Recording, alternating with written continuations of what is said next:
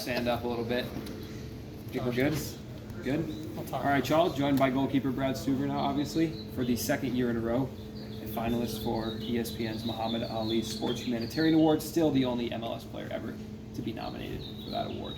Whoever wants to start us off.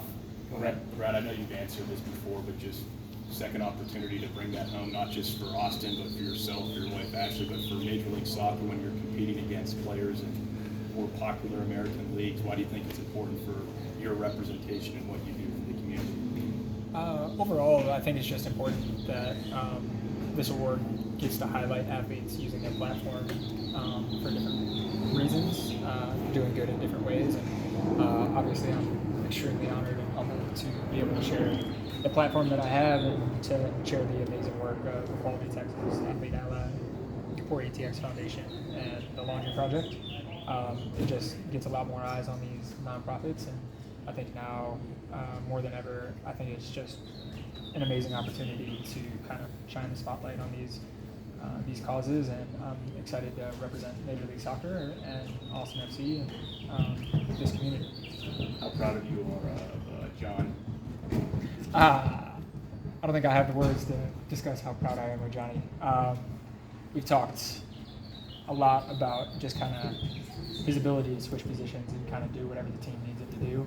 And for him to have the numbers that he does, to have the impact on our team that he does, and to be ultimately rewarded and other people seeing just how good he is, I think it's truly amazing, and he deserves it so much. And I'm really excited to watch him have fun and represent Austin at the All-Star game. For younger fans that look up to you guys, the fact that he wrote down in college during his junior year, he spoke of that he wanted to do this, achieve that goal. Why do you think it's important to write down goals and go after them?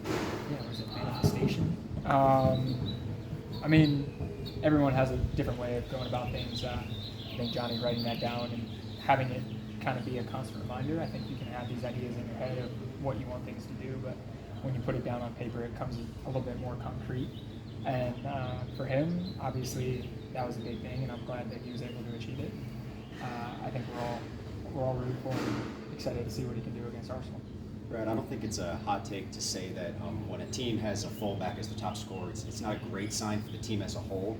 And his goals did come when you guys were going through a rough period there. But just to that end, how big was it to have him step up the way he did and make it? It could have been worse, obviously, if he wasn't putting up some of the performances that he was. Yeah, we talk about being a team game, and when one guy isn't performing, you need the other guys to step up and fill that hole. I think through this first part of the season, we were able to utilize a bunch of different guys. And you see Julio on the score sheet, you see Johnny on the score sheet. But now, as we continue to roll here, as we gather some momentum going forward, you see Jossie getting hot, you see Ethan getting hot, and Sever getting goal contributions, Diego getting up there. So I think it's really important that no matter who's scoring the goals or assisting the goals, that whoever's stepping up, other guys know that if someone has an off night, someone else will be able to step up. That's the beauty of having 11, 15 guys on the field, and having the confidence that someone is going to step up. And Johnny did exactly what we needed him to when other guys weren't getting their work validated. Now that other guys are getting their work validated, now hopefully it's just kind of everyone all at once gets to enjoy it. So if everyone gets to enjoy it all at once, we're going to score a crap ton of goals and we're going to enjoy a lot of wins. So what's the reaction been among the team? Josh alluded to T-shirts being made or something along those lines. For Johnny? Yeah. I mean, he doesn't ever wear a shirt, so I feel like T-shirts is a bad idea. No, I don't know.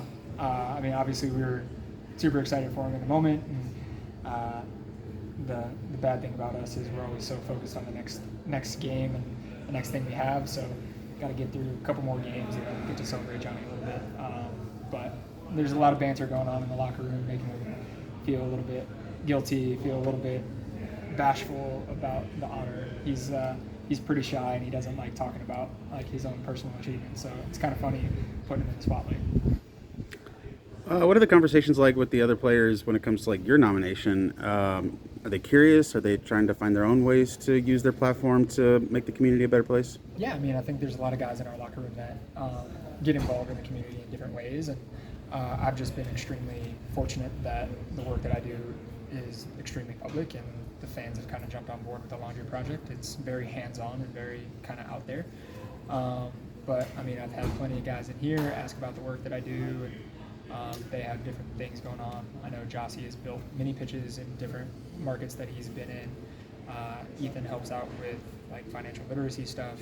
So I mean, there's a bunch of guys that are doing different things throughout. We do gear collection here every year, and guys take it back to their home countries.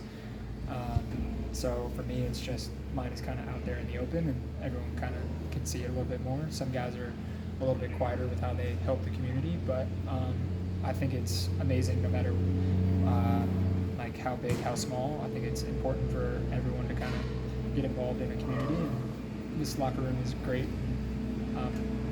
Hoping more guys take it more public because they can get a lot of support from this awesome community. Brett, how glad are you not to have to face the Lionel Messi shot this weekend? I was looking forward to it.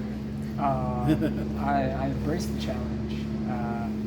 For me, I mean, he's arguably the best player of all time. It's exciting for him to hopefully come to the league once he figures out signing the paperwork and getting all that done. I think it'll be good for the league. And obviously, we saw the hype around Inter Miami and how much social media attention they brought. So hopefully it brings a lot of attention to MLS and continues pushing our growth as a league. Ultimately, I see it as a very positive thing. You still got to face Joseph Martinez probably on Saturday, and he's no joke. What's that going to be like, and how do you prepare for a guy like that? Yeah, I mean, Joseph has scored more goals in MLS than Messi, so for me, I mean, the beauty of MLS is you can never count any team out. On any given day, any MLS team can beat another. Going to Miami is going to be a difficult task. I know they're missing some players, but we really have to stay focused, and Joseph's a great striker and always finds himself in the right spot in the box and is extremely clinical. For us, it's just using the momentum that we've had the last two games, and being very, very responsible on the defensive end. I think getting 2 clean sheets at home is no accident. I think we took a real step forward in the way that we defended, in the way that we took pride in our defensive work, and obviously we were rewarded on the attacking end with goals. But I think if we continue on with that same mentality and that same drive to defend, we should be all right. Saturday night, we were told that Alex was working out. Today, we were told that he's training again. How close is he to being back with the full team for Saturday? Who knows? You'll have to ask the medical staff on that. But no, it was good to have him out on the field today. With him, it's about getting his body up to match fitness. With all the guys that we've had that have been out this year, it's always about getting them to a place where they feel fully confident getting back on the field and contributing to the team. I think in this last game, you saw Kip is subbed in twice, and he's done extremely well for us in the last 2 games and helped keep a shutout in both.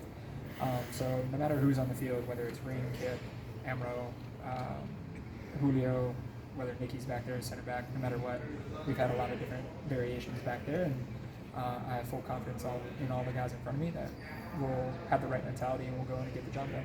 Based on what you're seeing, do you think Kip's ready to start? I think Kip's made a lot of strides. I think you can see his confidence growing with Austin too. I think we've watched a lot of their games, and you just kind of see that a little bit of swagger and a little bit of confidence that he showed last year and he showed in preseason this year. Obviously, mistakes are going to happen. I mean, we've all made mistakes. In year 1, I gave up 4 or 5 goals on my own just by passing to the other team. It's kind of just how do you react from that? How do you bounce back? And I think Kip's done an amazing job of getting himself back to a spot mentally where he feels confident. And I think the guys are feeding him with confidence. And the last 2 games, I think he's come in and he's done extremely well for us. And I'm looking forward to him continuing to grow. And if he gets his opportunity, I have no doubt he'll come through for us. Thanks, y'all. Thanks, Brad.